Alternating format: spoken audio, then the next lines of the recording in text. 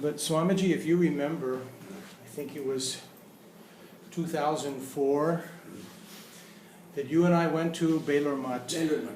And then afterward we took that ride to Jairambati, and we went also, we went to Swami Krishna's birthplace. When you are called to do puja to Lord Shiva. Yes, yes, exactly. See, there Lord Shiva, there those people are daily doing.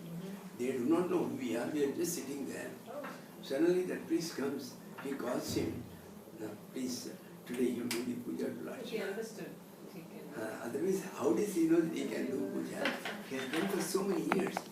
Mother Anandamima took away and installed Shiva from a temple. And all the priests were told, no, it cannot be done. She says, look here, the entire Kashi I can burn in a minute. I got all the powers. What do you think? And they kept quiet. She packed it and sent it to San Diego in California. And he was doing the puja.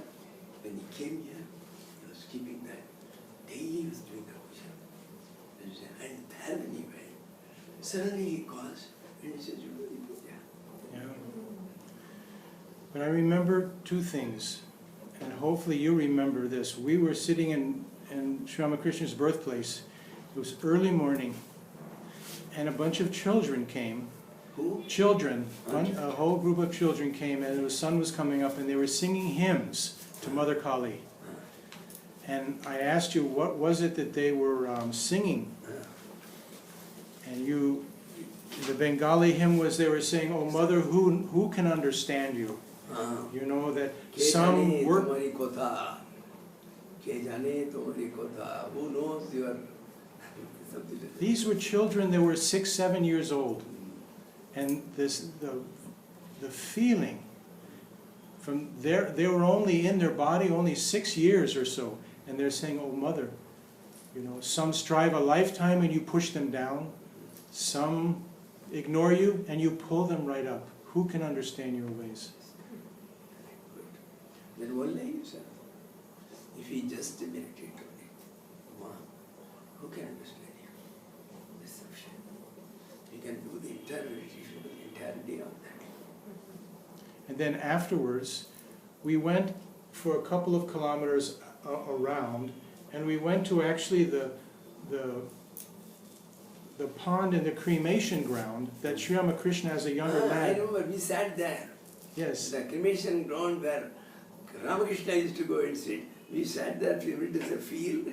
Yes. He got down from the thing. And we sat in front of the pond, and the Bengali ladies came, you know, who had the nets and the pots that were affixed to their heads, and they would catch the fish and put it in the pot on their head.